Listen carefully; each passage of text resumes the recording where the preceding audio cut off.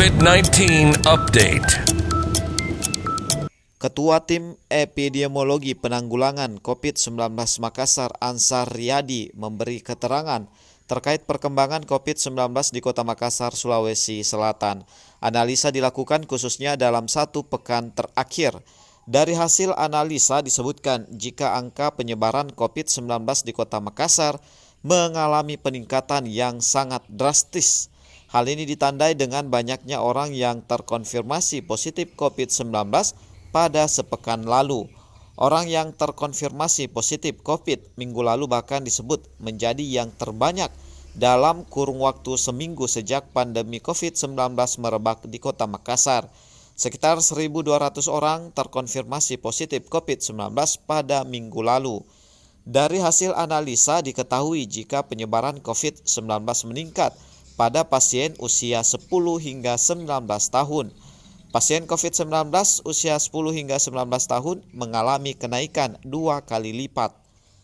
Mengantisipasi potensi penyebaran COVID yang lebih besar, masyarakat diberi peringatan dan diminta tidak keluar rumah jika tidak perlu. Hal ini dikarenakan diprediksi hingga 2 minggu ke depan penyebaran masih tinggi. Selain tetap di rumah saja, masyarakat juga diminta agar terus mematuhi protokol kesehatan seperti 3M, memakai masker, menjaga jarak, dan mencuci tangan dengan sabun serta air mengalir. Ikut keterangan Ketua Tim Epidemiologi Penanggulangan COVID-19 Makassar, Ansar Riyadi.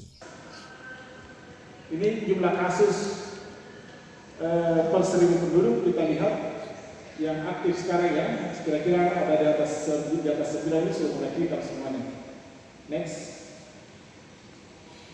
Nah, kalau kita lihat peningkatan kasus ini di kelompok umur berapa, yang membuat kami surprise adalah ternyata itu lebih tinggi pada kelompok umur 10-19 tahun.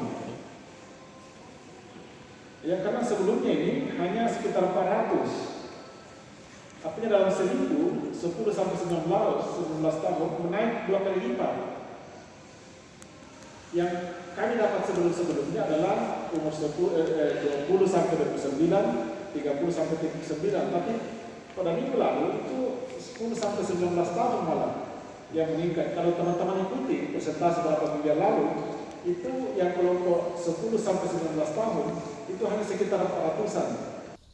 Tim penanganan COVID-19 menyebutkan jika kenaikan angka penyebaran sudah diprediksi, ada 2 hal yang menjadi paling berpotensi menyebabkan kenaikan, yakni kegiatan pilkada dan aktivitas warga, yakni masih banyak yang beraktivitas di luar rumah.